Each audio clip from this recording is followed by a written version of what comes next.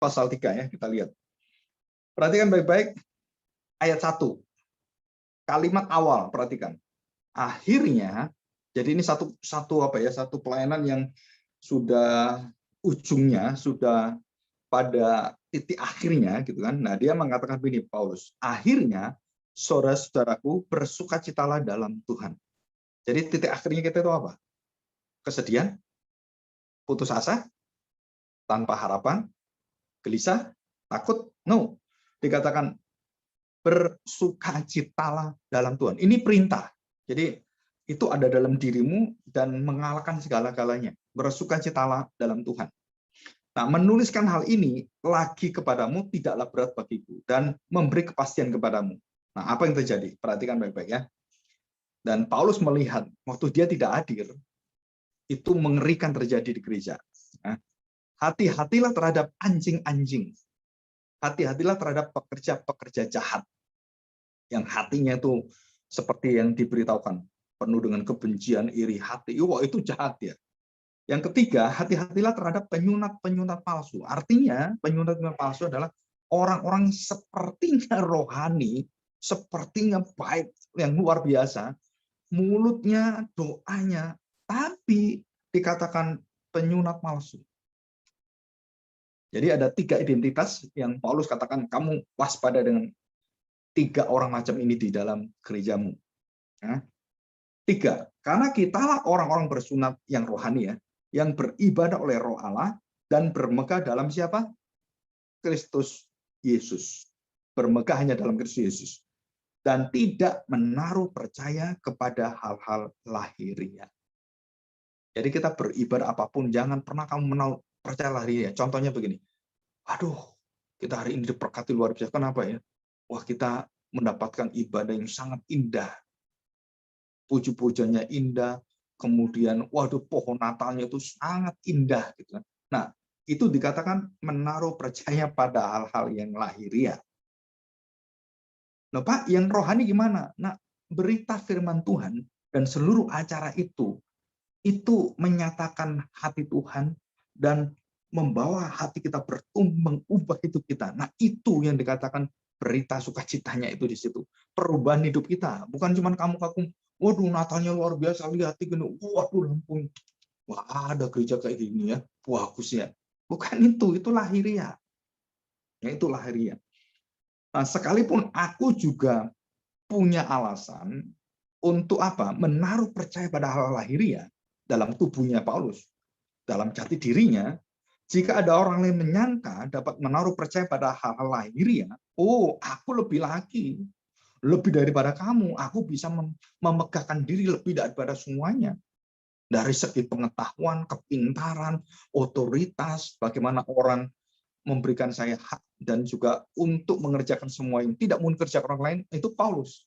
Dari asal usul dia juga sama. Coba ini kita lihat ya. Jika ada orang lain menyangka dapat menaruh percaya pada hal-hal lahiriah, aku lebih lagi. 6. Disunat pada hari ke-8. 1. Ya, kalian catat ini ya. Dikasih dalam firman Tuhan itu, kalian kasih. 1.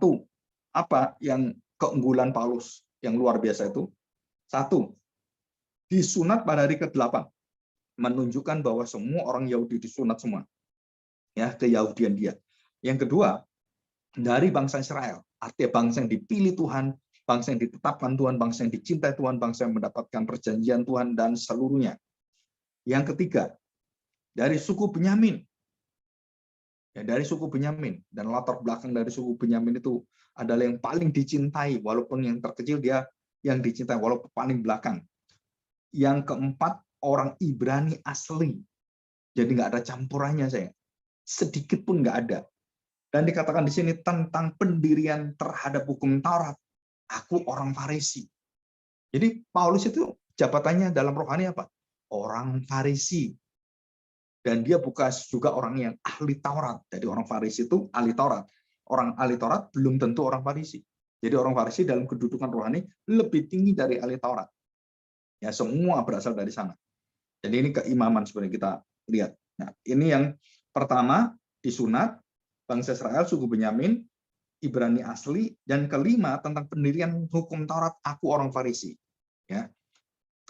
kelima, keenam. Ya, keenam. Tentang kegiatan aku menganiaya jemaat, tentang kebenaran dalam menaati hukum Taurat, aku tidak bercacat. Itu keenam. Jadi kesetiaan dia untuk memegang hukum Taurat itu sampai dia lakukan, bahkan yang mengatakan Taurat sudah tidak berlaku, sudah dihapus, dan akulah penggenap Taurat, semua pengikut Yesus Kristus aku akan bunuh. Karena apa? Kan aku setia pada Taurat. Nah, itu tujuan di situ. Jadi mengapa Paulus itu membunuh orang Kristen, mengejar-ngejar orang Kristen? Karena Yesuslah yang menyebabkan mereka seperti itu. Jadi yang diburu sebenarnya siapa? Tuhan Yesus sebenarnya gitu ya, yang sebenarnya nggak bisa diburu. Karena Tuhan Yesus pernah mengatakan menggenapi Taurat, dan jelas sekali dikatakan dia menaati hukum Taurat dan dia menganiaya jemaat karena kebenaran itu yang dia dianggap benar, dan dia tidak bercacat, artinya dia betul-betul lakukan dan dia dengan sempurna istilahnya dalam agamanya Keyahudian itu, dia membunuh orang itu adalah memuliakan Tuhan. Menangkapi orang Kristen itu adalah satu pekerjaan yang indah. Jadi orang-orang radikal itu sama dengan Paulus. Sebenarnya kepercayaan keberaniannya itu, nekatnya itu seperti Paulus yang ya kita tahu Paulus akhirnya bertobat. Ayat 7. Tetapi yang dahulu merupakan keuntungan bagiku, sekarang kuanggap rugi karena Kristus. Ya, kuanggap rugi. Sebenarnya perkataan rugi itu kalau diselidiki adalah sampah. Sebenarnya kuanggap sampah. Yang dulu itu sangat mulia, itu kuanggap sampah. Nah, sebaliknya, Paulus sekarang ini seperti perbedaannya itu begini. Seperti mutiara yang ada di dalam kotoran dan tertutup dengan dosanya dan diambil Tuhan dan kemudian dibentuk oleh Tuhan dalam kehidupan dan dimuliakan oleh Tuhan. Itu Paulus. Ya. Jadi orang Kristen palsu dan Kristen sejati itu sangat mudah. Bagaimana? Ya dites dengan hal-hal seperti ini. Jadi jelas sekali, dan berada dalam dia bukan dengan kebenaranku sendiri, menaati hukum Taurat, melainkan dengan kebenaran karena kepercayaan pada Kristus. Yaitu kebenaran yang Allah anugerahkan berdasarkan kepercayaan, iman. Supaya aku akhirnya beroleh kebangkitan dari antara orang mati. Jadi kalau tidak memiliki Kristus, tidak memiliki kebangkitan orang mati.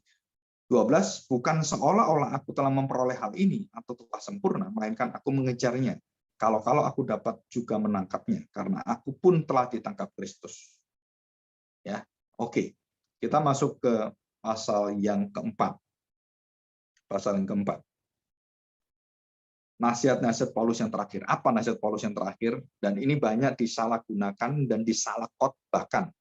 Mispreaching, misinterpretation juga, dan miscommunication, terus misunderstanding juga. Jadi disalah mengerti. Jadi misunderstood, disalah mengerti. Ya, perhatikan kalimat ini. Nasihat-nasihat terakhir. Ayat kedua. Yudia kunasihati dan Sintike kunasihati supaya sehati sepikir dalam Tuhan. Ya, kita sudah lihat, sudah bahas sebelumnya. Bahkan ku minta juga kepadamu Sunsugos, temanku yang setia, tolonglah mereka. Karena mereka telah berjuang dengan aku dalam pekabaran Injil, pemberitaan Injil.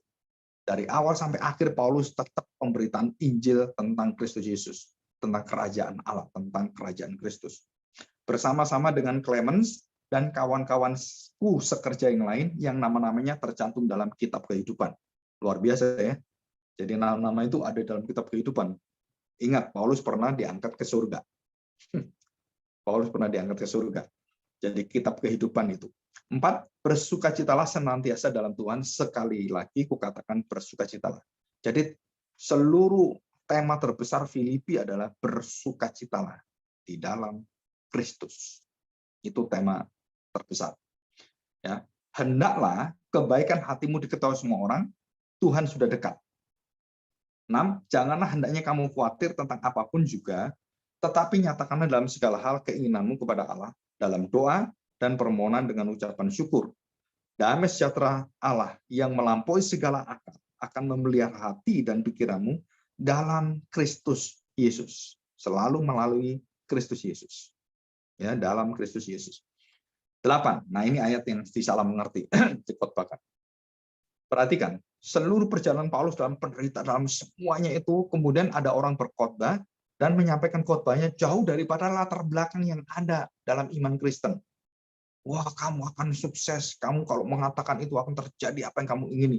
Nah, itu semua adalah mengkhianati isi firman Tuhan. Perhatikan, ayat 8. Jadi akhirnya, saudara-saudara, semua yang benar, semua yang mulia, semua yang adil, semua yang suci, semua yang manis, semua yang sedap didengar, semua yang disebut kebajikan dan patut dipuji, pikirkanlah semuanya itu. Jadi ada berapa? 8 poin yang sangat indah.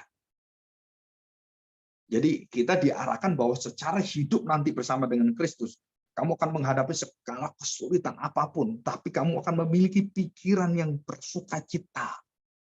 Apa itu? 8 fold, jadi 8 segi, 8 segi, 8 kekuatan yang ada, yang membuat hatimu selalu bersukacita. Perhatikan baik-baik. Dikatakan semua yang benar. Jadi jangan pikir yang salah, jangan pikir yang nggak benar. Semua yang benar itu adalah firman Tuhan. Baik itu keteladanan para hamba Tuhan, rasul, dan semuanya. Itu semua firman Tuhan yang hidup. Dan semua yang adil melalui kehidupan itu, melalui janji setia Tuhan, semua yang suci, semua yang manis, semua yang didengar, nah itu yang akan memelihara kamu. Dan patut dipuji, dikebajikan semuanya. 9, dan apa yang telah kamu pelajari, 1, apa yang telah kamu terima, 2, apa yang telah kamu dengar, 3, apa yang telah kamu lihat padaku, 4. Lakukanlah semua itu. Jadi ada 4.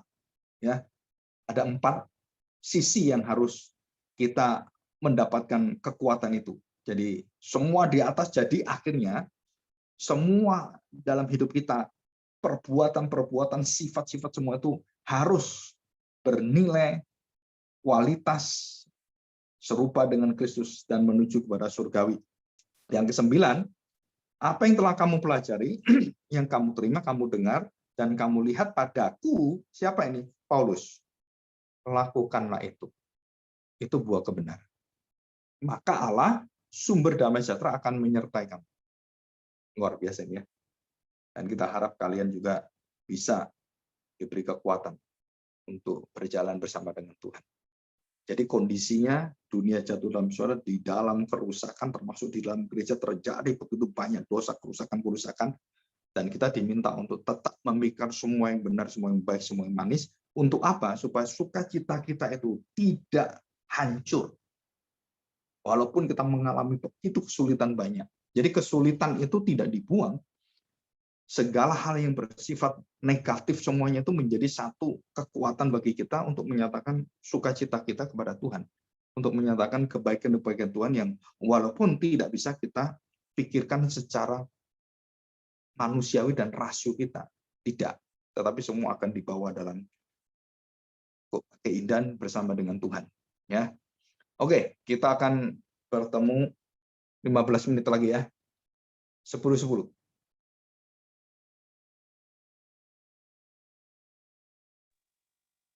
Oke, Pak. Ya. Systematic theology nanti.